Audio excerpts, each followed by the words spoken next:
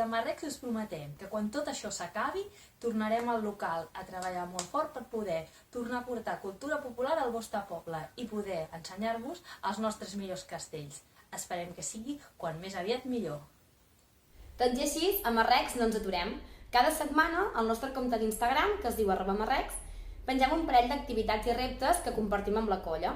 I és una manera per passar les tardes més entretingudes, per mantenir viu i actiu l'esperit casteller i poder mantenir el contacte amb la gent de la colla mentre dura el confinament. Així que us animem a que si voleu en podeu participar i us animeu a fer-los i que ens cuidem molt, salut i castells!